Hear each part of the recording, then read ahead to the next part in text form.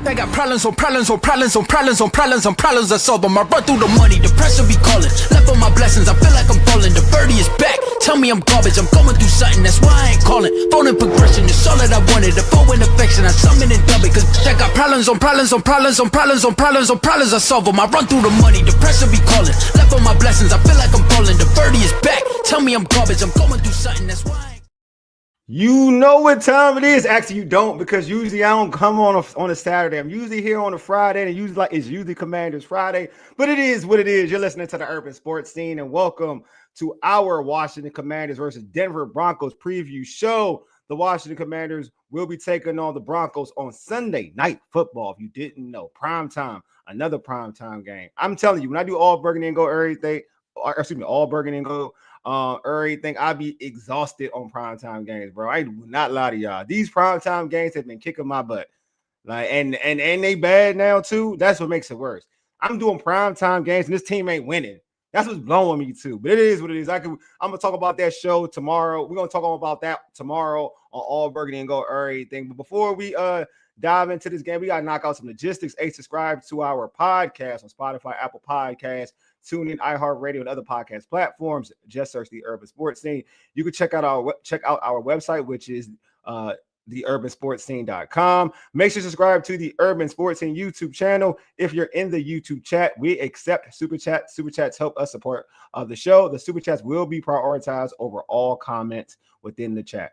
Don't forget to tweet us at Urban Sports Scene. Hit us up on IG and TikTok at Urban Sports Scene. Also like our Urban Sports Scene Facebook page. Also join our Urban Sports Scene Facebook group. Just search Urban Sports Scene, sports bloggers, sports podcasters, and sports debates. All right, let's get into our tradition. The pregame. Here's what we have on tap. Host of Sports Journeys, not Bland show, Dujunnea Bland will join me to preview the Commanders' primetime game against the Denver Broncos. All right, I'm wasting any time. This guy's now leading Sports Journey. He is doing this thing, man. Like, he is basically director of content over there. This man he's special. He's a special guy right here, man.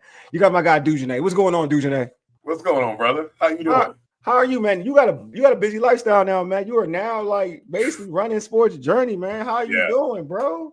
Man, I'm doing good. It's fun, man. It's a lot of fun. And when you don't have no TV shows like I do, like I just watch sports. So it makes it easy. It makes it easy because that's all I do. So I'm having a good time over there, man. And I'm glad to be able to kind of take the mantle for the guy Lake and carry this torch and continue to carry this torch.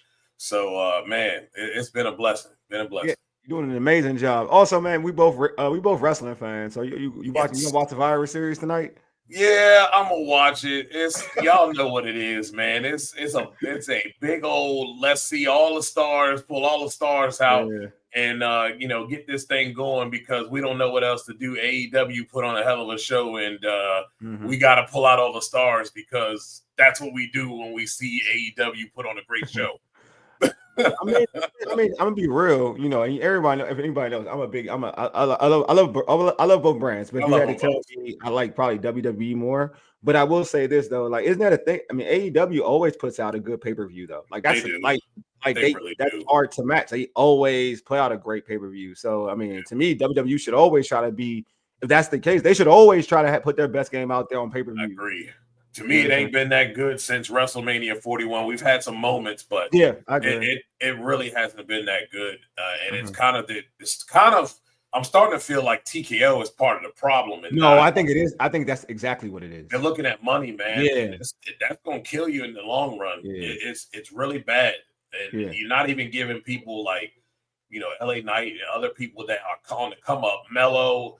You're not giving them a fair chance, man. And then you just keep giving the same guys the title. And I think it's just a bad look.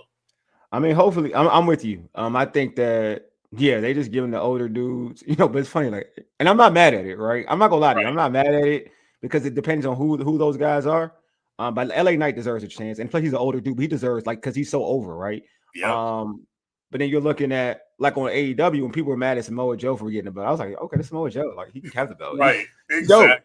He dope. Like, what are you doing here? Like, why are we complaining about this type of stuff? He dope. Like, you know what I mean? All right, anyway, we could talk wrestling too. I know. Guy. But we're here to talk about the Commanders. So talk Commanders football. All right, so is out there, right? The Commanders are taking on the Denver Broncos. The Denver Broncos are one of the best teams in the NFL right now, playing great defense. They're going to have Patrick Surtain back for this game, but Washington also has a player coming back. The number one wide receiver, Terry McLaurin, looks like he's on track to play tomorrow night.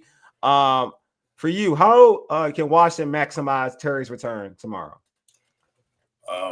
I think it starts with trying to get more creative by using Debo as a decoy. And that way it gives Terry one-on-ones. Because I think people underestimate Terry's ability to win one-on-one. Facts. You give him the right ball, he's going to make that play, man. And I think Terry's going to be out there with a little bit of chip on his shoulder. And I like a Terry with chip because he's just a different dude. And he's that guy that will he's not like AJ Brown, but that dude will go up and high point a ball. Yeah. He's got a chip on his shoulder. And I think he's got a little something to prove. And I think it's just going to really help out that offense tremendously. It takes away the double team from Deebo Samuel. It'll give Jalen Lane a little bit more freer space to play in. And if they can just get the ball rolling on the run game, that other stuff's going to come together. Because I think Marcus is definitely okay. It has been quite serviceable when it comes down to throwing the ball. He's just had to force some things and try to make some things happen. Yeah. And that's kind of where this team's got in trouble. Yeah, it's like you're putting I get your point. Like they're putting so much on Marcus Mariota to kind of carry the team when he's not carry the team, but you know what I mean? He's not Jaden Daniels, right? So you're asking him to be like this franchise quarterback. And to your point, that's not what you want from your backup quarterback. You don't need him to be the franchise quarterback.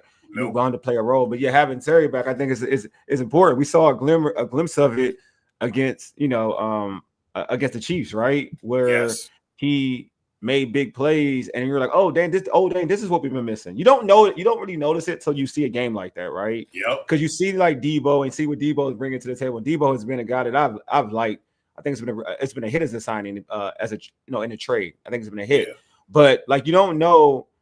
Like you missed this particular type of player until he's really gone, right? Because we always hear like, all right, somebody's been made, like somebody makes this wide receiver, somebody does this, that, and the other. But you forget how important he is to this team and this organization, because he's able to make, for a smaller dude, he's able to make those 50-50 catches. You know what I mean? He can make, he knows how to locate the deep ball, right? We all know he's a good route runner. So we know for this team and this unit, he is the deep threat. Which it really wasn't a thing last year. Last year it was like De'Ami Brown, right? But for this team this year, he is the deep threat. So it's good to have him back because he still has. People forget like he is still a fast individual. Just it's going to be dependent on how fast he can be coming back from that quad injury. But for Marcus is good. I'm speaking on the other. Which receivers does this really help? I know you mentioned Jalen Lane, but like will it help say like a Treylon Burks who's probably going to be back. He'll be playing. I believe he's going to be playing tomorrow as well. Will it help individuals like that? Will it make life easier for Deebo Samuels? I think it will. Again, they have to. It's going to be a twofold thing here. So Washington has to make it a point that they are going to be extending and trying to stretch the field with Terry. And then once they realize that's going to be a factor, that will free up everybody else, because now you can't slide coverage here or there. And I think that will give guys like Burks and Lane an opportunity to catch more balls one-on-one instead of in this traffic, because they're like, well, you're number two. Now Debo's your one now. Yeah. You're number two. We don't really give a damn about it. True. No, it's a fact. We're going to lock down everybody else, and we're going to make it. We'll take Debo beating us, but we also know Debo is not going to stretch the field type guy.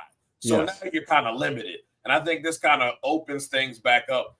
And I think it will open things back up for the running game as well, because now you have to respect those guys on the outside. And it's going to give some cleaner lanes for, whoever's at running back to be able to make some plays and kind of get more consistent run. Speaking of the running game, I'm glad you touched on it. we saw like it's been a little difficult of late, especially if this team is featured Bill, and that's been a little struggle now of late. But we saw last year the identity was for this team. I know a lot of people get fixated on what Jaden did, but the identity was running the football with B-Rob, Eckler, even McNichols at times. So what do you think they need to do in this game against a solid Denver Broncos defense which we've seen this team make really good offenses struggle? Yes. I think it's important that whoever has the hot hand and has the best vision that night needs to get the ball more. Whether it's Chris Rodriguez, whether it's McNichols, whether it's a combination of the three, you just need to have some type of running game going. And I think mix it up a little bit. Get some 2 tight ends in there and try to get this thing a little bit mixed up and keep them guessing on where you're going. And I think where they're going to probably have the most success, they don't give up much, man. Like this Broncos team is like, they give up 3.6 yards per carry. They believe they're like first in that regard. They're third in yards per game at 88.5. So they don't give up much. But I think your best bet is to run that thing inside because they're going to have some of their big guys back. I believe you talk about Surtain, but Alex Singleton is also going to be back. And this guy I think he's got like 4 or 5 sacks. And they do a really good job on defense of really keeping the contain. They don't break contain much at all. They're not sloppy with that. Guys are very patient. I think you saw a little bit of that if you looked or saw the Chiefs game. There was a lot of that where you thought guys were kind of camping out a little bit instead of trying to round that corner. They just kind of got up the field and kept the contain and then kind of tried to push the pocket in and not give Mahomes those lanes between the guards and tackles. So I think they're going to do what they've always been doing all year, and that's keep the contain. And your best bet is trying to run that thing up the middle. And you've got 3 guys that really can scat. So let them, maybe it's a little bit of delayed draws that might help, but you're going to have somebody that's going to be willing to knock some heads, whether it's pulling a guard or whatever, to kind of get that first guy picked up. And these guys are so quick once they get in the hole that they can get themselves 4 or 5 yards of carry pretty easy. So I think that's where their success is going to be, to the inside. Outside, these guys are fast on the edges, and they have linebackers that are very capable of getting downhill and making plays. And their nickel corners are really great too at coming in not only on blitz. They're very they're not reckless. They come in with an intent, and they're very strategic in how they do it. They don't come in reckless, and they've been getting a lot of sacks as well. So it's going to be important. It's going to be very important for everybody to, just do what's smart. Don't try to cute them too much. They're a great side to side team, in that front 7. Yeah, I agree. I think that's the thing. Like, this defense is going to be aggressive. Anybody knows Vance Joseph, in terms of his style of defense, he's going to bring pressure, man. Like, he's going to bring pressure. Luckily, he may not have to at times because of the cornerback play, and would they have all guys who can probably get pressure without sending an extra man. But 9 times out of 10, if Marcus is getting comfortable, he's going to bring pressure. So, and when you have a guy like Pat Surtain, who, I mean, traditionally could take one side and make the other side shut down shut down that side. So it's going to be interesting how Cliff Kingsbury calls this game, because this is going to be a Cliff Kingsbury game. This is a game where, in my opinion, he's going to have to show the world, because it's on primetime, right? Show the world why many believed at the time that he's one of the better offensive minds in the NFL. Now, this season has been very questionable, but very questionable. But this is a game where I feel like he has to remind folks that, all right, I was one of them. You guys spoke about me like I was one of them. Yeah, he's got to be more creative. And I think it's going to help with Terry being back. But I also don't want to use that as an excuse, because there are players on this football team, and you just have to understand where and what they're good at, and then put them in those positions, and then use what those things are, and then play off of that. And I think hasn't done a good job of playing off of the talent that he's had out there. I mean, those young guys, what it was, Moore was out there. You had a couple guys come off the practice squad. Their hands were iffy at times, but they started to come on to where they were more consistent catching the football. Yeah. And you just have to do more to be creative to make them respect those guys. And we just didn't see a lot of that. There's a lot of straight dropping back and just kind of running average routes and average offense. And it really kind of puts your offensive line at a disadvantage. I think it puts your young cat out there at right tackle, Connerly, at a disadvantage, especially when he's been facing the best in the league every single week. He hasn't had a free week.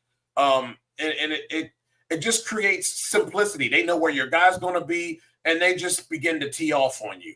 And so he's got to find ways to create different, looks as far as running goes. And he's got to find ways to be more creative in the passing game as well to get this team off balance. And that includes getting those tight ends involved in the pass game, whoever it may be. You're going to have to find ways to make this thing where it is not a guessing game, because of the last few weeks, this offense has kind of been pretty predictable. Yeah, it's been very predictable. It's a bad. Conley has his, it's a rough one, right? When you are the reason why you're getting the best, because you got Larry Tunsil on the other side, so you're gonna rotate to your side. So when you have a guy, that's the gift and curse about having somebody as dominant as Larry Tunsil has been, is that the better pass rushers are going to be like, all right, well, we don't need to keep trying this side. Let's go to the other side. Let's go to somebody who's green, right? And let's see if we can try to let's get some play off of that. You know what I mean? Like, so it's not, and I feel like, he's supposed to struggle, right? When that happens, some of the guys he's supposed to struggle. I don't have a problem with him struggling at all. Yeah, he's supposed to struggle with the caliber of guys he's been seeing, right? You don't expect him to win those matchups. Like, I've said this before. I questioned the draft pick personally, because I thought there were better players available. But the talent, but I also acknowledge that I think he'll be fine. I always say that. Like, I personally would have drafted somebody else. But also on the flip side, I was like, if I was going to draft him, I would have traded a couple spots back, and I wouldn't have got him at 29. That's just it. That's me though. But I do think that he will be. I think he'll be he'll be better in year 2, because he'll put more muscle on. I think in year 3, you'll get the real version of what he's going to be, regardless of what that is. In year 3, you'll get what he's going to be. If that's an all-pro player, that's an all-pro player for years. You're going to know in year 3 what he is, because he's going to have to. His issue will be I don't think he's athletic. His issue will be putting on real strength to go against these dudes. That's going to be his thing. Now, that really is. Yeah. Now, will that make him play a certain way? Will it make him stronger? Because sometimes people put on muscle when they're not really strong. They're not stronger. But if he puts on muscle and his base is stronger, then I think he'll be an all-pro right tackle. Yeah, I agree. He just got to get stronger on the bottom. Bottom half. And like I said, this has been a tough deal for him, and it's not going to get any easier with Jonathan Cooper coming into town. It's not going to get any easier at all. And I just think help the man out a little bit. Like, I agree. Help the man out a little bit. And I think this team also does a good job. And that's where they're best at too, is running at people. Yeah, they're not really that great trying to get things outside, running outside, whether it's right tackle or left tackle. They do a good job running between the guards. And when they do that, they have great success. And a lot of times, check it. I mean, you've seen some of Bill's runs where he's bounced them outside after coming through the middle, and he's had a vision to take it outside and then get it upfield. So I think it's going to be dictated that way, and I think that's where you're going to have your success. Too much speed on the outside, and you're asking for trouble if you think that you're going to have success doing that. Now, maybe you might get some success with little bit of a jet sweep or something like that with Deebo Samuel, but those guys on the outside are going to have to block very well. It's fast. If not, it's dead play. Yeah, I just think that play has been picked up enough already. It has been. Hasn't really been successful. Nah, it hasn't. They ran its course, and against the Broncos, a team that flows. You speak about that defense, the way that defense flows and how fast that those linebackers are. I don't even know if that will work. To be honest with you, they're just too fast on the edges. I'm kind of over like those plays, like the sweep plays, the Debo, the wide receiver screens. I feel like defenses have picked up on it. Yeah, they have. They've read it. They've read it very well. Very well, that goes to show you how much you're using it too. Yes. And how creative you've actually been, because they know exactly what you're doing before you're doing it. Yes. I know you've seen it when the play happens. You already know that it's dead in the water before they got started. Yeah, and they know it's coming. They know it's coming, and even it's like you're not even countering off of it. Like the sweep with Debo's coming across the field, and they do the pitch, and it's like you never fake it. Everyone knows now he's getting the ball. It's not he's getting the ball. It's never faked, and I'm like, come on. That's been the thing. I think you said it right. There's no setup to a lot of these plays that are called. Last year, he would throw something out there, and then you'd see later he'd hit you with it once. He hit you with another variation of it again, and then sets you up and hit you with something else that looks like it, because that's what Denver does well. Yeah, Denver very rarely drops. But thing you notice with Bo Nix is Denver, he barely ever drops straight back. It is always a boot right or left. Yeah. He's very rarely dropping straight back. They do that I think most of this season that they've been in that position where he's kind of, attempting those outside of the pocket passes. I think it was like 62 this season. More than 12 of any quarterback. Like, that's what they do. If you watch this Kansas City game, that was something right out of the gate. That's the first thing that they did. They also run a lot of 3 wide receiver, but they do love when he's going to be booting out. They add those tight ends who block very well. They are a lot in 2 tight end sets.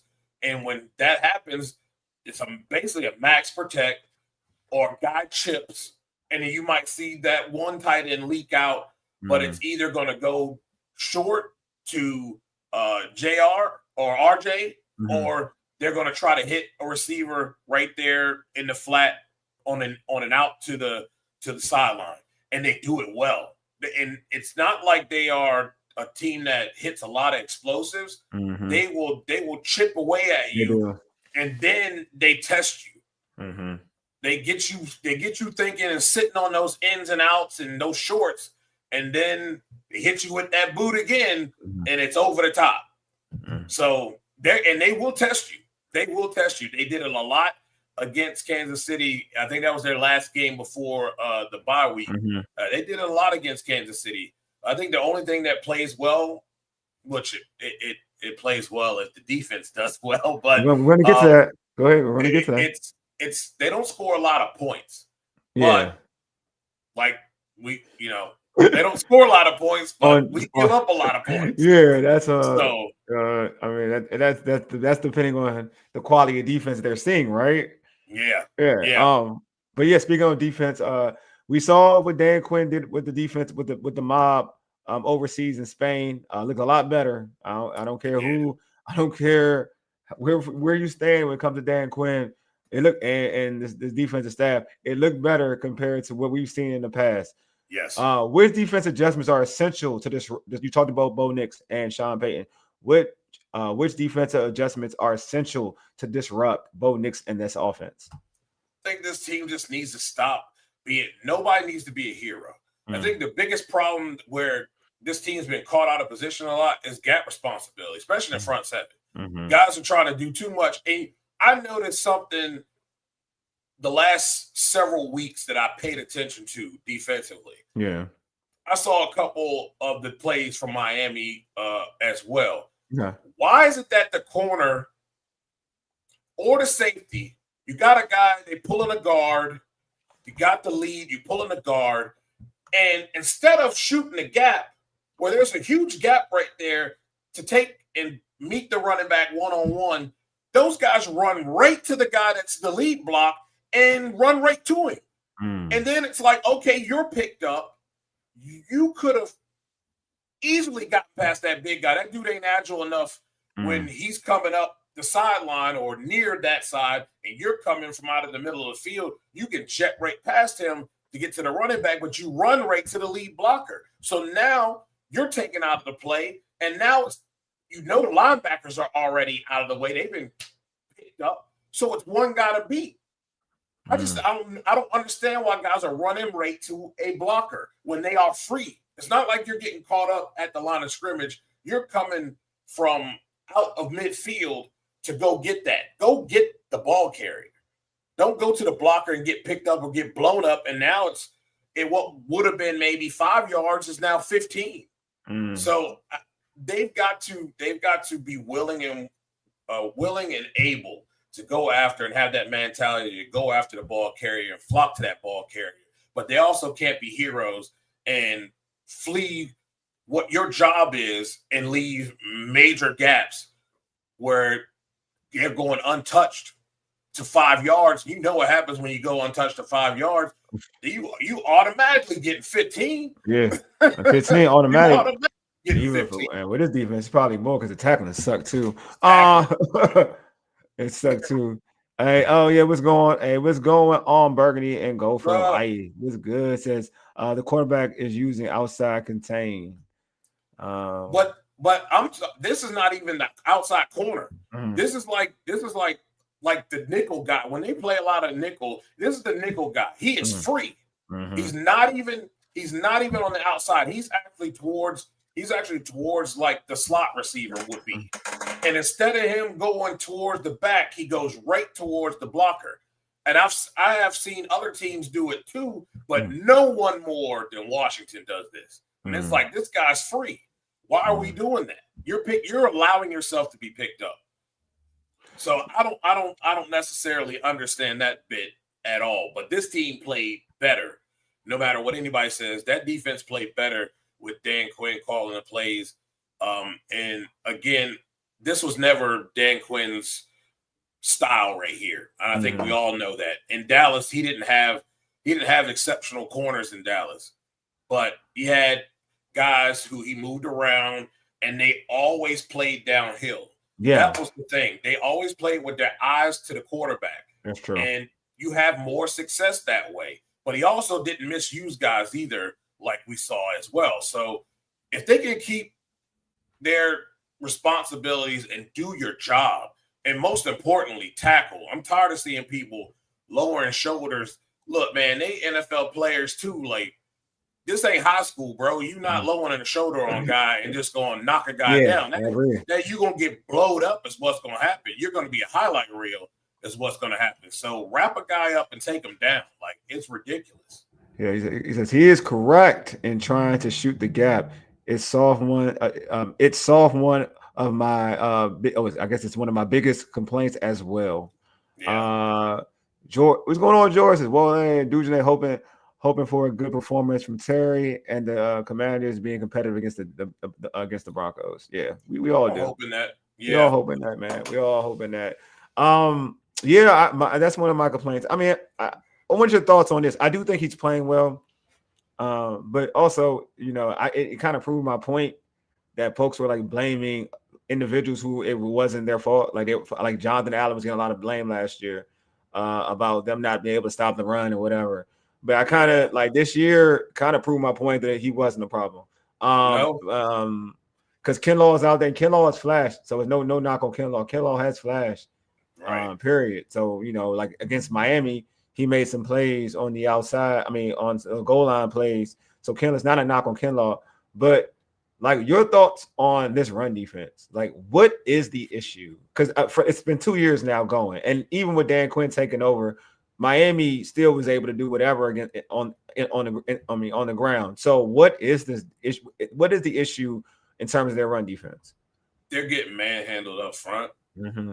Like you got especially in the run game, you have to get some sort of push.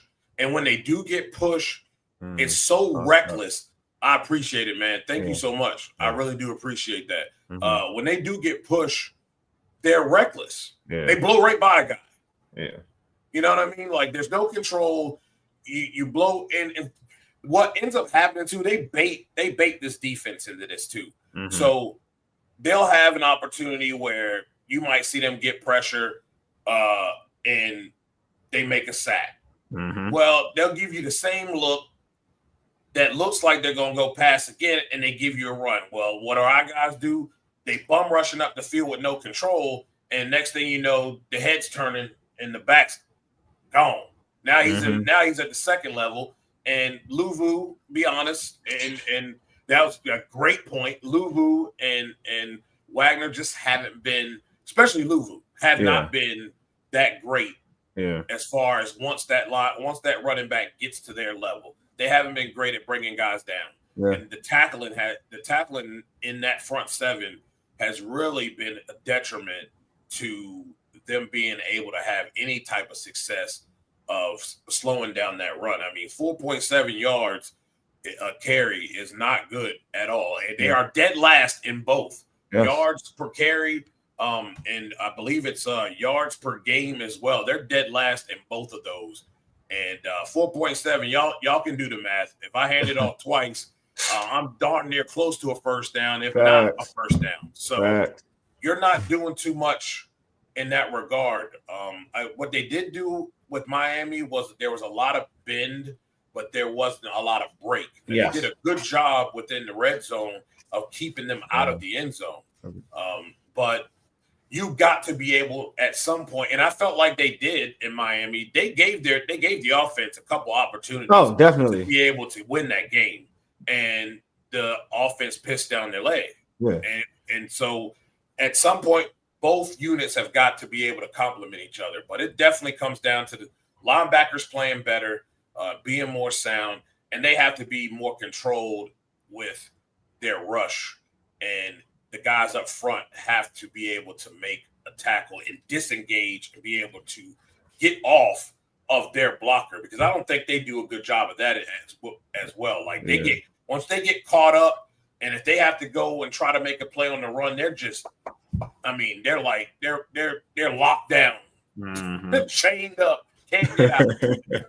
And they have got to do a better job of trying to disengage from their blocker to be able to make that transition to stop the run. Yeah, I have more like I feel like, you know, I think you're being really nice. You're real, like Dujunnea, you're a real nice guy. I feel like, you know, people are like, one, I don't think I know folks can say whatever about Bobby up there in tackle. So Bobby doing his job tackling wise. Yes. I'm not really worried about Bobby tackling in the run game. I'm not. I know, like George said, the linebackers are too slow. That's the issue. That's not a tackling issue with Bobby. Like that's not a problem. Yeah. But the run is not a problem. But that's not a problem with Bobby. Bobby's more in the pass game. I'm gonna be real. Yeah. That's been his liability. That's his liability. That's it. Well, when he was younger, it wasn't. You know. Wasn't. Yeah, when he was in Seattle, he was not. Yeah, when he was one of the better covering linebackers when he was younger. But now, right now, like you're saying, at this point in time, like that's a liability. But I would say any older linebacker, you asking to guard a B. John Robinson or Gibbs, you're gonna lose that. Man, you lose that matchup if you're younger, to be real with you. But 100 times out of 100. You know what I mean? But or if you're taking a wide receiver, you're gonna lose that matchup too, right? Like chances are. That's a whole coaching situation. I'm not gonna get into that right now. But I will say this though, like the reason why I'm saying you've been real nice, because I just think that Frank Louisville hasn't been playing good at all. And in terms of playing the run, like I feel like he's been running with no real purpose of making plays. Like you look at that play where HN get caught and he was like down, he was behind the line of scrimmage, like 5-6 yards deep. Louisville pursues, but it's like he running without a plan. Like he just running wild without trying to make a true, like I'm gonna say not trying to make a play, because obviously he was trying to make a play, but it's like it was just like it was no thought into making it was no thought in the process. I'm gonna be honest like with you. Chase Young out there. Well, no, see, I gotta stop. Look worse than Chase Young. Chase Young can play the run. Not I'm talking about in Washington, Chase Young, not what we've seen in. Well, even that, that too, but even the Chase Young against the. Well, I know you're talking about.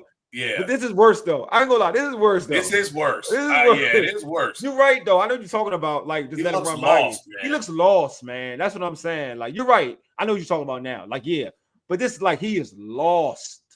Yeah. Like, he is lost in the. He hasn't been in position a lot this year, man. That's the thing, like, man. They have. It's the same thing.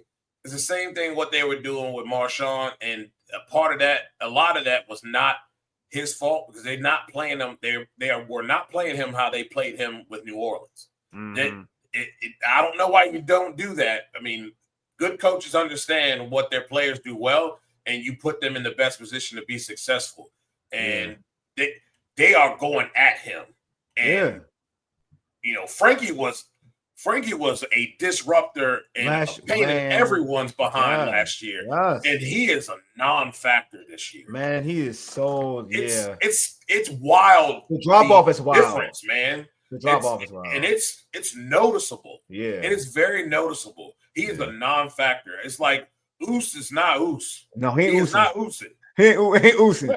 He is not oosing. It's crazy. Like, that's the thing. Like I remember because I was hearing during the broadcast like of the Miami game, which kind of was starting to annoy me. I ain't gonna lie to you because Vilma kept saying, Louvu the best defenseman on Washington. And I'm like, dude, have you been watching the games or are you just making this up? Like, did you watch his last year's clips? Are you like dude, Jonathan Vilma, when you were healthy, you were one of the best linebackers in football at your time. Like when you was healthy, he was one of the best. Out of you was an awesome middle linebacker, bruh. This season, this dude has probably been one of the worst defenders on Washington's defense. He has been. Like, like you said, decline is crazy. Just think about this, Dujunnea. This man was actually on the top 100. That's the decline. That's how bad his decline has been. They were calling his name just by every other play last year. Bruh. Crazy. He was involved in run and pass. Dude was all over the place. I mean, he was like a lightning bolt out there. Yeah. You blink and there was Frankie. Yeah. Now it's like we waiting for him to show up. He's like a shadow out there. It is true. Burgundy and Go for Life said that play is a matter of effort. Defense is effort on that play. At that play you were speaking on 11 men to the ball, and it's not. But the better teams like Denver will bring 11 men to the ball. Yeah, that is a very good point, and I think that's something we haven't seen all year. It's a lot of individuals out there, but last year it was like a swarm of hornets. Yeah, it was a gang mentality. It was a gang mentality. This ain't it. This ain't it. It's guys are playing spots. Yeah. And they're looking around for the help. And it's like, no, you go be the guy that creates the problem, and then the help should come. True. But even when that's another thing too, though. Like when guys do make the play, it's like everybody looks around and it's like, okay, he got him down. I ain't got to get involved. Because I think we had a play this year where guy really had him down, and I think it was in the backfield. Yeah. Should have been a stop, and then all of a sudden, because they kept playing, he slips out of that guy's grasp and gets more yards because everybody else is standing and looking at him like, flop to the ball. I don't care if it's 3 or 5 men piling on. Y'all got to go and be like a swarm of hornets and get on these guys. And we just don't have that. It's a lot of individuals out there. And you're right, man. It's 11 men to the football type of mentality. We haven't seen that mentality from this football team.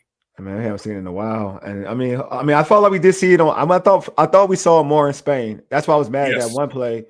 Because I felt like a lot of guys did get there, but the one dude like gave him an outlet to get out of the backfield, which I was like, come on, bro. Like, what are you doing here?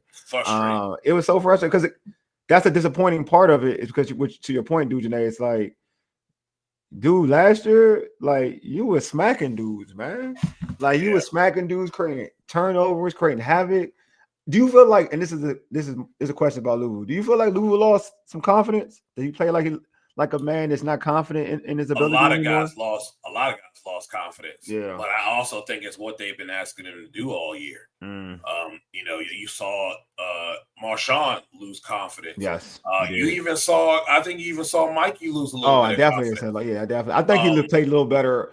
He's probably. I think outside he looks more comfortable though, because against the Miami game he looked good. He looked good That's outside. where he belongs. Yeah, that's where he belongs. Yeah. I would have put Amos in the slot. Love him where he can play a lot of places, but I think for right now to get the best out of Sanders still, that's where he needed to be. Yeah. And a lot of guys have lost a lot of confidence in this thing, man. And it's unfortunate. I hate the fact that I feel like it got to the point before he got demoted that I felt like Joe lost the locker room completely. Guys just were not buying this anymore.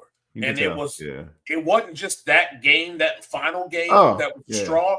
It was 7 weeks ago. It should have been done. He was given enough time. And here's my thing with that. I don't mean to get off on a tangent. No, go ahead. No, good. I just want to say I agree with this, Santiago. Defense had confidence for the first time since game one. That was, and you saw that from them. You really did see a lot of confidence from the guys. They were playing more like a bunch of brothers out there, than they have been. Yeah. And but Dujunnea, go what you wanted to say. You wanted to say something. I want you to go with that. I'm just saying that you can't, as a coach in Dan Quinn, I understand your loyalty, and that's one thing that I give Dan a lot of credit for.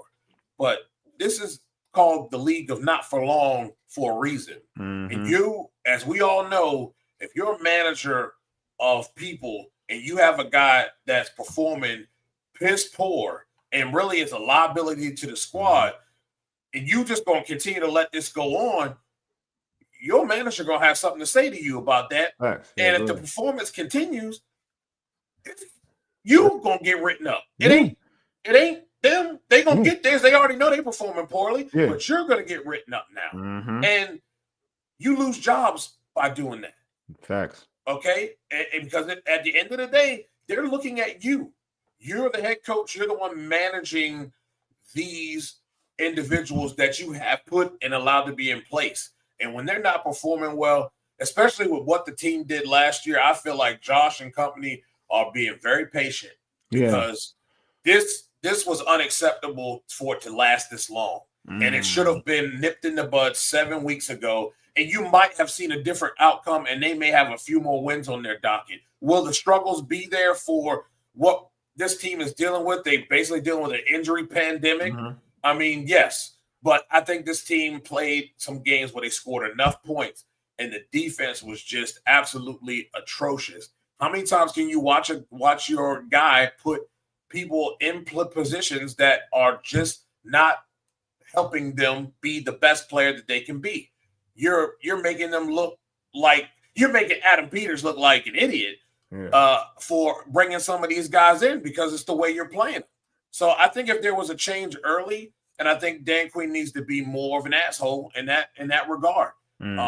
Because at the end of the day, it's the same thing that happens to you there. And it was a combination of things in Atlanta, but you can't be, there's certain things where you cannot be Mr. Nice Guy anymore.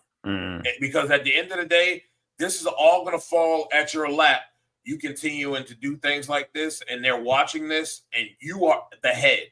And the head takes the fall for a lot of stuff that may not have been their fault, but it is your fault because you allowed it to go on. So they have got to do more. He's got to be a little bit tougher. And I think if he makes this move early, man, we might be looking at it different. Maybe 500, maybe a little under 500. But I don't think you see a 3-8 football team here because most of this defense had lost its confidence completely. And once things got, once you had that, oh, here we go again moment, y'all know exactly what we're talking about. You saw the defense just kind of, it was a heads hung down, and they had that feeling, here we go again. And there's nothing we can do to stop it. I like this comment. Said basically, Dujunnea, it's like they aren't watching film of the offenses they are playing. It seemed like it because everything It seemed like it because everybody kept doing the same thing against them. They never changed it. That's how I knew that there was a problem. That's when I knew there was a defensive. It was a defensive game planning problem. And you know where it started? Dallas Cowboy game. You think so? I think I would go. I would go further back than that. It probably. I think the Atlanta game. I think it started the Atlanta game. Yeah. No, actually, I would know what. I'm lying. It started the Packers game because everybody did the motion play. That's right. It started the Packers. When they blowed them up with them tight ends. Yep. Everybody was like, okay. That motion wide receiver. Yep. They ran that. Yeah, it started. Murdered. It started that after the Giants game. It started right at that Packers game. That's where exactly it started. That's where it started. And you lose 1 or 2 games, man. I get it, but like this team was in the NFC Championship game, and sometimes you got to drop the gauntlet a little bit early. Yes, that one kills me. That one kills me. Mm-hmm. And there's that play in the Dallas game where was it CD? He was kind of in the slot a little bit, runs that seam and that little post right there. Guys are looking at this man run, and there was a whole bunch of miscommunication before it ever even got to the safety's problem. It was everybody in front of that's problem before it got to the safety. And it's like, what were you looking at? And if you're talking about communication, then if that's what we gotta do, and we're talking, it's communication, then we talking too much, and we not reacting enough. Yep. So, and we saw that change in Spain. I think you saw more reacting and let people less thinking. They were playing and not sitting here thinking about where they needed to be and thinking that they have help and thinking that they have this. It was a lot of reacting in that game. And if they can get that going here at home, I don't know how many fans are going to be there to kind of make this thing I hate that. That's a good question. That's a good question. That's a good question. To make this a home game and to not make this where this Denver Broncos offense is going to be comfortable. But if they can get that comfortability at home, and the offense can come out and at least try to get in the 24-point range, I think they have a shot. Because this offense this team is not a team that is unstoppable. There's no team, unless you want to talk about the Rams, and the Rams are kind of they have a couple things where you can see that they're not like a juggernaut. So against this team, they would be. This team, they be a juggernaut. They would be. Yeah. But this team hasn't shown that they're not crazy explosive. They know how to win. They're very simple. Bludgeon you all day. They know how to win. It's like similar, similar to what I know people. It's similar to like Chicago. You know what I mean? Like they just know how to win games. They don't wow you. They just kind of bludgeon you to death. Yeah, exactly. So, but on the flip side, their defense is a little bit more stout, right, than Chicago. Yes. But yes. I think they're very similar in that way. Like to your point, they're not prolific of an offense. I think depending on the defense, they're prolific, right? Depending on if they're playing a bad defense, they're prolific. But if your defense is playing a solid game, you have a chance. Like the Giants had them like shut down for a minute till they exploded. But the Giants also like their defense isn't great, but they're a bad. We're a bad team too now. So let me not do that. But you know what I mean? Like I get what you're saying. You're saying like. They're a team they're a team that you look at and say you can beat them even if you're struggling. Yeah. I mean they really aren't. They're not going to wow you at all. And when you look at the games, they don't wow you, but they just kind of methodically move the ball down the field, and they will take their shots.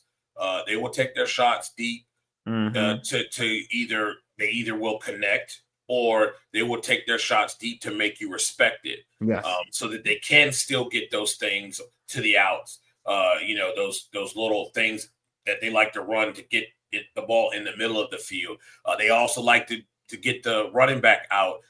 It's not really even in the flat. They kind of just run them out there, and it's kind of sit in that little spot where you would have your slot receiver at 5 yards. He throws it over, and then it's make a play and make somebody miss in the open field. And usually guys got their backs turned anyway, so he's already going to get 10 before it's realized that he's even got the ball. That's something that they do a lot within their offense, and their tight ends block so well, man. Like you just have to be sound on that deal. But I think it's also a thing of Washington's offense is going to have to keep the ball a little bit and tire out their defense and allow their defense to get rest, because we all know what's happened when they've had to go out there repeatedly and try to make stops. And at some point, they're going to give up something. That's just who they are right now. My man, the burgundy and gold for life says, how can the best player get the ball in big plays without being double teamed? At no time did you ever feel that Wick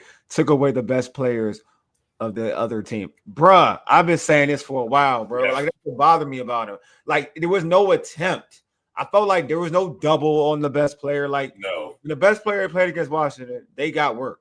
Like, at least try. Like, I would rather have the number 2 wide receiver or whatever get like beat me.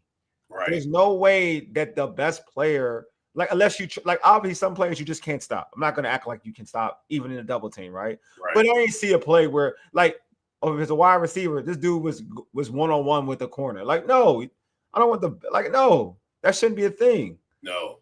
And these guys were scheming up stuff to where they were getting one-on-ones with the linebackers. Exactly. They saw it. They saw what they were doing. I don't know why there weren't any adjustments made, but these teams were scheming up to where they would get the matchup with the linebacker. Mm-hmm. And they knew every time they get their best player that ball with the linebacker, it was money. Yeah, that's what bothered me. All right, folks watching the stream, make sure if you're on any of these YouTube if you're on YouTube, please like this video on either platform. If you're on Dujunea's channel, the Not Bland Show, or the Urban Sports Thing, hit the like button. Also subscribe as well. If you're on YouTube, if you're on Facebook or either X, hit the like button as well. If you're watching the stream there as well. If you're on IG, hit the like button too. See, truth be told, what's going on? My guy said, I want a competitive loss because so I can enjoy the smell of what the mock is cooking. Oh man. Yeah. Oh man. Yeah, man. Hey, the mock. Hey man, the drafts are awesome, man. The draft. Look, man, draft. Hey, everybody know what I stand with the wins and losses. I look at the Tim Duncan effect. Keep losing, baby. Yeah. Give me somebody, give me a Tim Duncan-ish type of player. I'm good with it. I'm gonna go back to the offense a little bit. Marcus Mariota. How you talked about he's been serviceable, but how can Marcus Mariota sustain some drives against this disciplined defense? You got to stop having him drop back. You can't be like Cliff been pass happy. Mm-hmm. It's like you'll see him do some running, but he's been real pass happy with Marcus. And I don't want to see any design quarterback runs right out of the gate. Like, let's get our backs involved, and you have got to find a way. We should, within the first scripted plays, there needs to be some shots to Terry. Like, not sitting here, chilling. Yes, I want that guy. Yeah, sure. Exactly. I want that guy. Exactly. I'm just saying. I'm saying. I don't want to see this nonsense of like we just gonna go everywhere else, and then it's like usually maybe you might get 3 plays, maybe you get 5 plays, and we're punting. No, yeah. I want Terry to touch the football within this scripted drive, first scripted drive. I want them thinking about him being used. And then when they see that he's going to be involved in the offense, because they already know Debo's going to get the ball. Yeah, they know that. Okay? And you got to find ways to get Zach Ertz clean catches. Because Zach been doing work, but Zach been doing work being under the gun. Like, he knows he's going to get leveled when he catch this ball. But you got to find ways to get this man some work and get some easy catches where he can, make some guys miss, mush mouth some folks and get some extra yards. But you got to spread this thing around. But I need to see Terry involved ASAP. We ain't going two series and you only done taking 1 shot to him or tried to get him involved in the offense. Terry's runs exactly none of we said this earlier. We saw about slants, are something Terry is more than capable of doing and does very well. Very Marcus well. throws a great ball, and we got to start running slants and start running these dumb bubble screens that get locked up and blowed up for negative yards. Can't have that. Can't have these negative plays. And getting Terry involved early is where the success is going to be. Because if you go back and think about the interceptions that Marcus made. Like that, he was trying to make a Miami. I know, yes. It was a dumb interception. I'm sorry. It was a dumb interception, but he's forcing the football. Yeah, he's starting to get there now. He's trying to make a play. Yeah, because nothing's happened. Yeah, you know what I mean. And you don't want Marcus in that position. I agree. I think that's where Marcus needs to. But I will say this: that's what Marcus needs to get out of his own way. That's when that's where Marcus won't be successful. Like, I think Marcus has been successful for Washington is because he lets the game come to him. That's why he's been good for Washington. You know what I mean? Like, you look at the plays where he tried to make a play, like the play had that long run and he tried to hurdle and he fumbled. Like, that's being extra. Like, that interception he threw, like, that was being extra because there was no, he was trying to fit the ball somewhere that it wasn't open. It wasn't open. So, yeah, I think to that, for them to sustain drives, Marcus got to just let the game come to him. He's actually got to be more of a point guard than a freaking, like, trying to be a leading scorer, right? He has to be more of a point guard than a playmaker. So he has to facilitate. He has to kind of know, I'm going to take this. The same thing you talk about Bo Nix, what they do in with the Saints. I mean, not Saints, with the Broncos. Dink and dunk if you got to. You don't have to go for the big explosive play. Take what the defense gives you because you're going against an elite defense, man. Take what the defense gives you. Yep. I just and this team is number one in sacks, bro. They 49 sacks on the year. Their quarterbacks percentage in that is 41.3%. So let's not be stupid and basically give them the game because that's what they want you to do is to be pass happy, and that never votes well. 25 sacks on the year through 11 games for Washington. They've got to do what they need to do. It's actually 27 sacks through 11 games for this offense.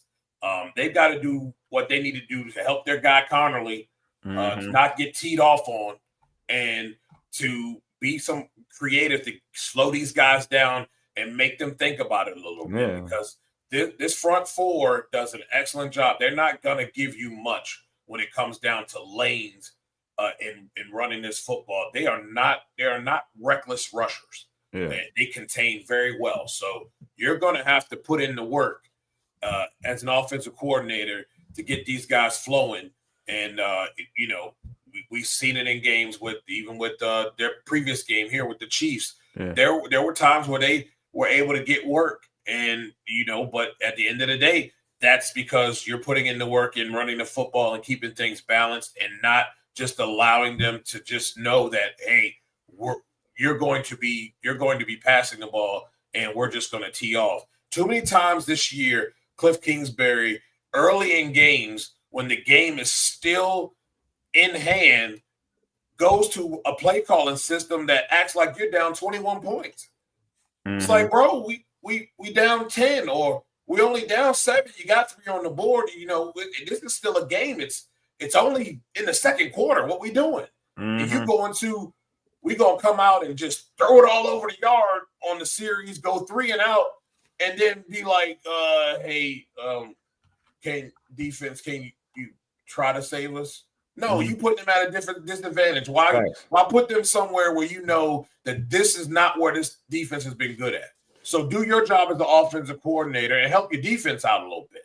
But it help your offense out too by not going into pass happy mode. He's got to stick with the run a little bit more because when he's been feeding Bill, when he's been feeding Chris Rodriguez, McNichols, eventually they start chipping away. You start seeing more and more bigger runs. You start seeing them bust 1 or 2 for big gains. You got to be committed. And if they can be committed to that, especially in an environment that should favor you, you're at home.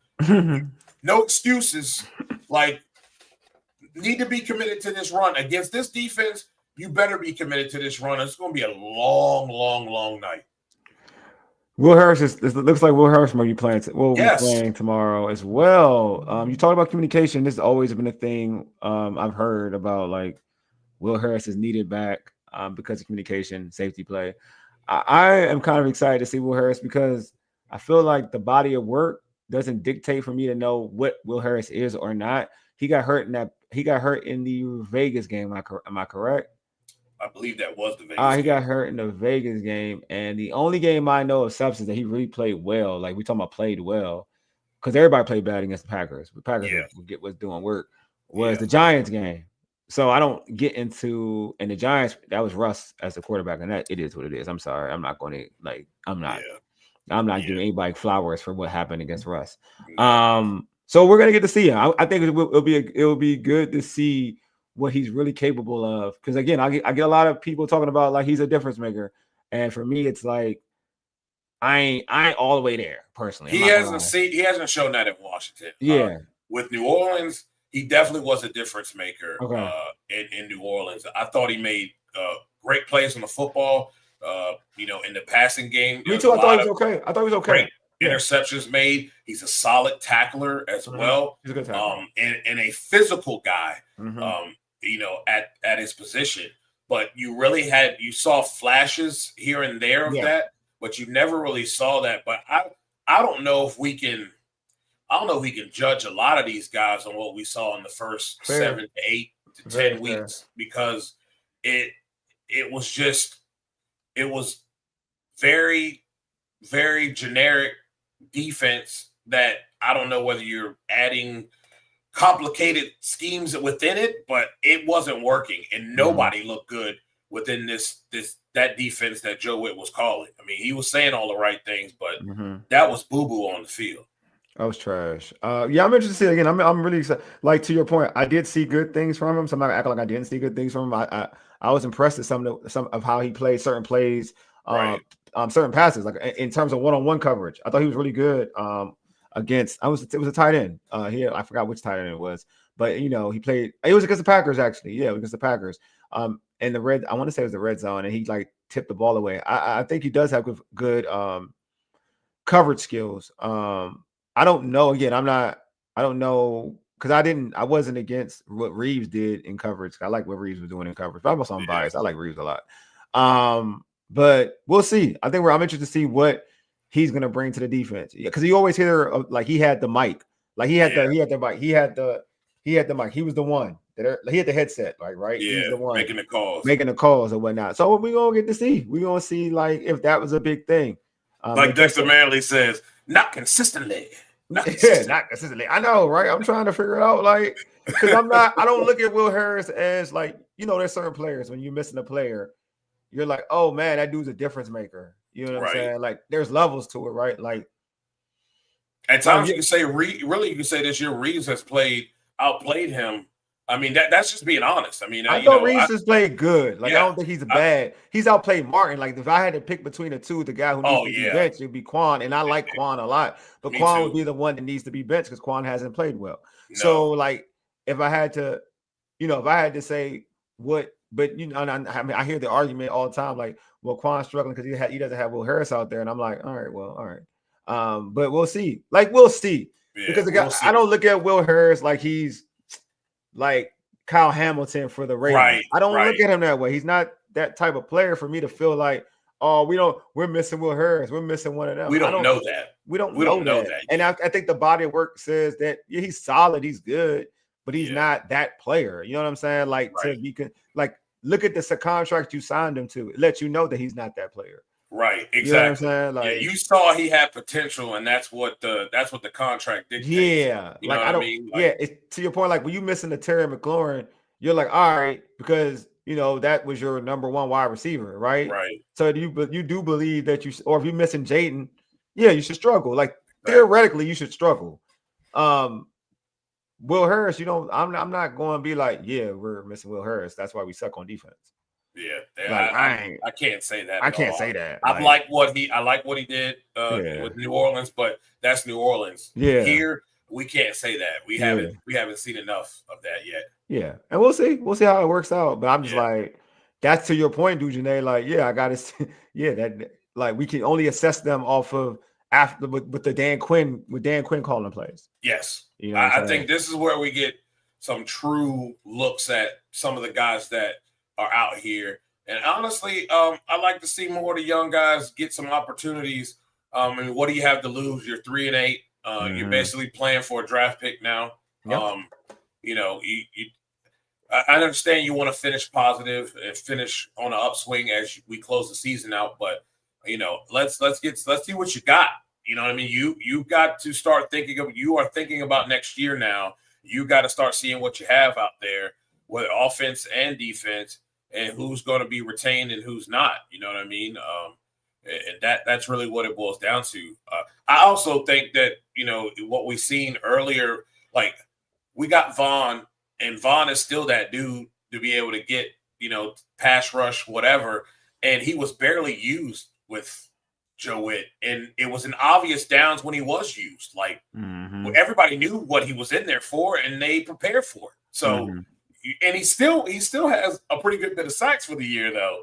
But like, he's not being used the way that we would have thought that he would. You know what I mean? It's not creative. They knew exactly when he was coming in. I like Vaughn. I don't know. Like, I guess I've been judging Vaughn off, to your point, off of what he's been doing with Joe Witt. He had a sack in London, right? Yeah, I believe a sack in London. We'll see. I want to see how. You know what? You do bring an excellent point. I've only been worried about. I'm not gonna lie. I've only been worried about Mikey. With Dan, but maybe I should be looking at everybody as a whole. I mean, Frankie's like, I ain't like what I saw with Frankie. I like Jordan McGee. I've always liked Jordan McGee. So I've been attitude. He's relentless to the he's relentless as far as the pass rusher. He's as a Broncos fan. Yeah. Okay. What's up? I'm cool. I appreciate it. I always appreciate it. Hey, Broncos fan, follow the stream while you're in. Hit the subscribe button. Hit the subscribe button, bro. Go ahead, dude. But you know, I feel like he needs more run, and he's bringing that attitude, and he's playing with some of the things that have been preached through the year, and really has been preached, you know, since day one. He's shown that consistently out there. So I'd like to see those guys be able to get run. Let's play the best players, and then let's get the rotation correct. And I think you can do those things and keep guys fresh and put people in the position so where they're doing well, then I think you can see more success out of this defense. Because I don't think this defense is that horrific. I mean, again, after the guys they brought in to kind of solidify the rotation got dropped because of injury, you're basically down to what you had last year. So you mean to tell me you can't duplicate that from what you did last year? That, again, that's coaching. That's not the player's fault. You know what I mean? Now, you can fault them for certain things, yes, but when you start looking at a lot of things that went on, that's coaching. And it showed in Spain that this had to do with a little bit of coaching here, because we started seeing some things that were not materializing all year long.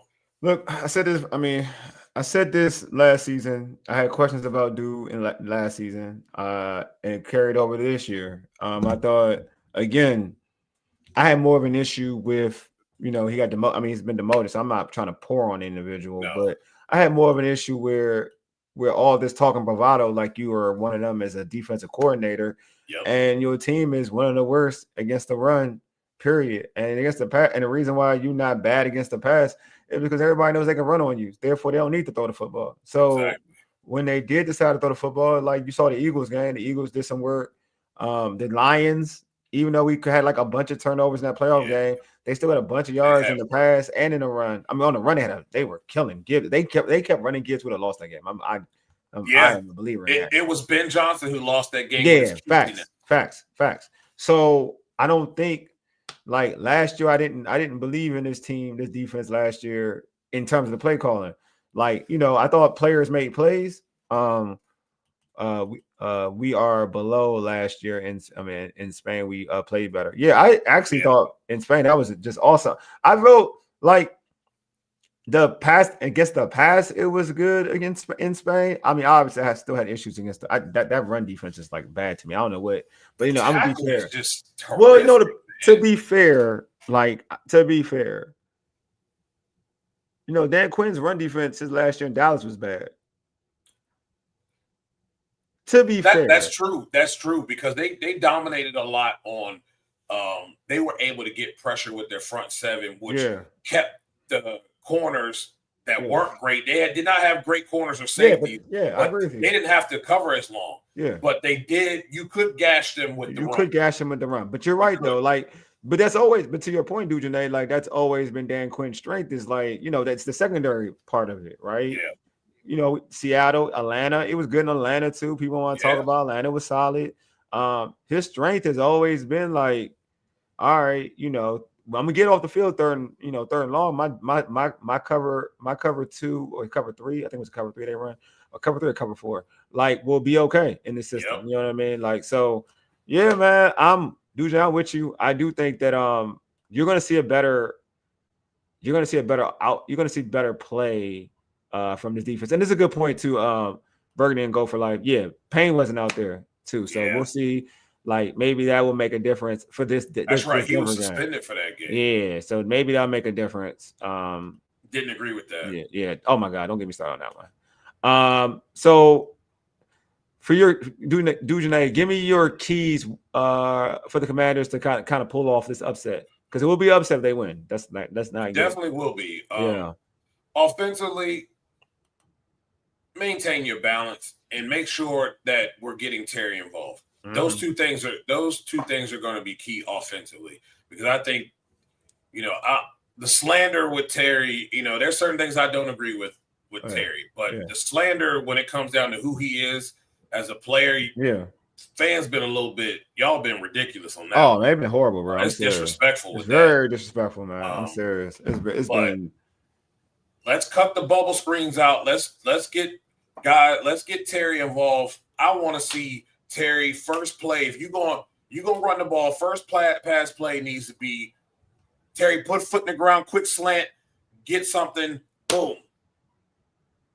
Let's roll. And me personally, if I'm them, I come out and run turbo right out the gate. No huddle. Don't do, just run turbo. Y'all been good at it all this long. Let their defense stay out there. Work them. Really. But I need Terry getting the ball. I need balance all day on defense. Tackle. Good Lord, just tackle somebody. And let's not try to be a hero. Play within the confines of the defense. Don't get out of position and give free lanes and go after the football. Because I'm tired of seeing guys, they ain't going after the football. They going after the lead blocker. They going after the guy that's blocking out front. Hell with that. Run right by him and get the ball carrier. If you miss getting the ball carrier, I'll be less mad than you going out here and getting yourself bottled up and then depleted and then leaving what would have been maybe a 4 or 5 yard run. Now it's a 15 to 20 yard run or more, and we don't tackle them until they get inside the 5. Oh yeah, you muted Dujunnea? I can't hear you right now. But yeah, I can't hear you right now. But I'll say, hold on, we got here Max Claire. Dujunnea still can't. Are you speaking, Dujunnea? I can't hear you. Folks, I know y'all can hear me. There we go. There you go. Got you. All right, got to hear you now. Max Claire on the bubble might be something next year. Tight end. I'll say this. I don't have I ain't gonna lie. If you want to run a wide receiver screen to Terry, I'm cool with it because he can take it to the house. We saw it against we seen him do it against the Lions or whatever. Because I felt like when they got Debo, they stopped doing that. They went to Debo, and I get it. Debo's a guy, but people they're looking for that now. So now you can run that with Terry because it probably be because people are more. They're believing more that's going to Debo. If you run that to Terry, you got an opportunity for a big play. Don't forget, that's always been a staple with Terry of getting big yards as a wide receiver screen. So that's an option too. And Debo can block. I mean, I feel like to your point, Dujunnea, there are things you can do to get him going quick. That slants. I would feed him early, but also I would my thing is to force it. Don't force it. But I will say this though. I'm not even sure. I would be like, go to like run the football. Like I know it's an old school thought process. I know. I'm sorry. I get it. I know new school football. They want to air it out, but you got like I keep saying this on the show on many platforms. Reporters, coaches have said they've said they love the running back room. Well, act like you love it. Exactly. Like act like you love it then. Exactly. You know, you got rid of B-Rob, you know what I'm saying? And said like we still in love with his running back room. All right, let's do it. Because last year y'all ran the ball more with B-Rob here. If you love it so much, run the football, especially when you don't got your guy. Like you don't got 5 out there. So why would you feel like you're more inclined to throw the football when you don't got 5 out there? Exactly. You should be more into. You should feel that you got to run the ball even more. To be honest with you, that's gonna help your offensive line out. Yeah, I think this offensive line blocks well when they're running the football well and on a consistent basis. Sometimes you might not be getting, maybe you only get 2, but when they're attempting to run the football, this offensive line plays a lot better. When you start getting into, we're gonna chuck it all over the yard. That's when Connerly starts, Yeah. He's getting abused because he's young, going against the best. You're not even trying to chip the guy he's trying to block, and you just put him at a disadvantage. Agreed. And you're not helping him. So run the football. When they do that, this offensive line just tends to play a hell of a lot better when that run is involved and heavily involved within the offense. I totally agree, Dujunnea. So, hey, Dujunnea, man, appreciate you being on, my guy. This was dope. Thanks for having me. Oh, man, we'll do it again, man. Before we end this stream, how can folks catch you on social media and catch your content on social media platforms? How can they just check? How can they catch everything, bro? Like the show, everything. Hold on, we got one comment before I let you go. Before I let you go, Dujunnea. Ball is life. Hold on the ball. Our O-line is better than the Giants, and the Giants open the playbook. Time of possession will be huge. Get Bill loose, no turnovers, make Denver one-dimensional. I totally agree with all of that. All right, yeah, Dujunnea, how can folks catch your content? You can find me on Twitter at NotBland21. I'm NotBland21 on everything. You can catch me at the Not Bland Show. It is at the Not Bland Show on YouTube. We have a Facebook page as well, the Not Bland Show, that you can follow us there. You can catch some of my written work and our colleagues with Sports Journey, Connor Forrest, Bob Matthews, who does all of your Commanders, post-game and Commanders stuff for us at sportsjourney.com. We appreciate your support there. And, man, go over to the YouTube show, like, subscribe, share, become part of the Not Bland family. And make sure y'all doing the same thing here. Wole is doing a lot of great work for you guys, having, family on with, Wole and all the guys at Burgundy and Gold, everything, like, get involved with what they're doing. Like, some of the best stuff that you're going to find here, honest, unbiased, talk about your Washington Commanders. Definitely make sure y'all locked in here. Yeah, I thought Bland was Stephen A. Smith for a hot second. Look, don't do that to my guy, man. Look, man. Y'all know I don't like Stephen A. Smith. I'm better. He's better than Stephen A. Smith. I know I don't fool with no Stephen A. Smith. Y'all already know what time it is. I'll never have a Stephen A. You know what? I will never have a Stephen A. Smith on my show. Even if I made it big, I won't even lie to y'all. This one dude I do not ever want to cost. I don't care what kind of benefits it does for my life, man. Exactly. Absolutely nothing. You know what I'm saying? Like, give me Dan Orlovsky. Give me Dan Orlovsky before I get Stephen A. Smith, bro. Yeah. I'm not gonna lie to you. That dude is don't get me started. I'm out there. I'm not going on my tangent. Hey, man, I appreciate everybody for pulling up, man. You guys are dope, man. Y'all already know I really appreciate all of y'all. I think George had a couple comments. Let me put it out there. Said, yeah, this is a good one. Tavia Pritchard going to Stanford. He is it takes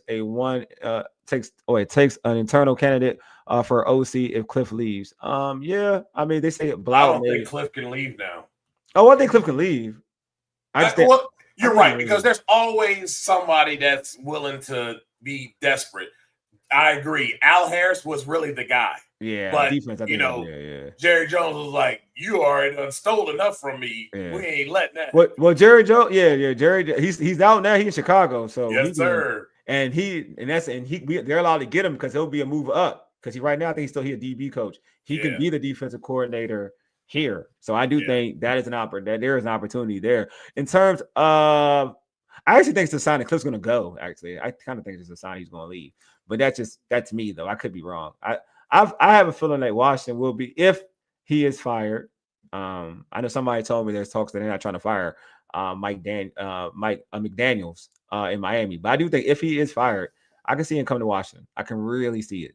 Like I can. Some really guys see are just better coordinators. Yeah, Man. It's just how it is. I don't think he's better coordinators. I don't think he's a horrible coach. I don't think he's just ready to be a coach. I think he just got to be a little bit more mature if he wants to be a head coach in this game. Agreed. I think he is an offensive. He is a I think he believes in players, but I think it's very important.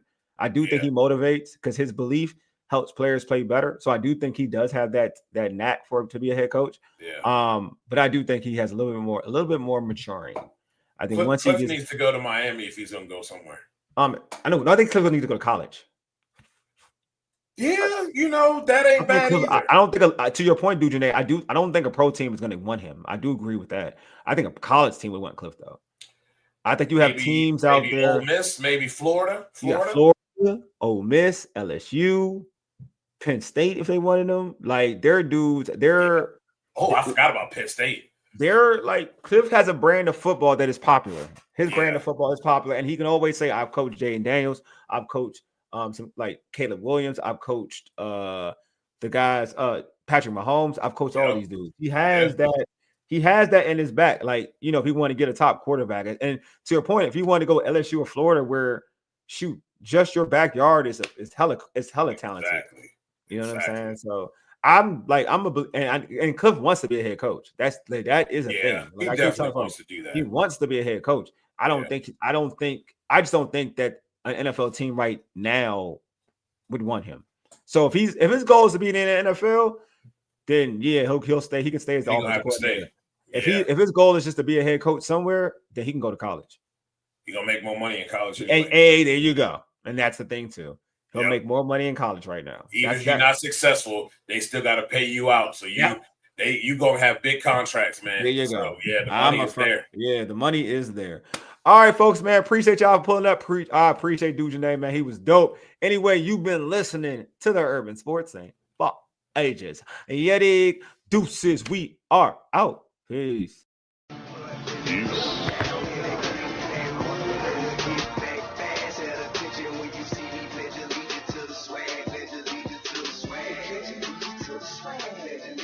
Swag.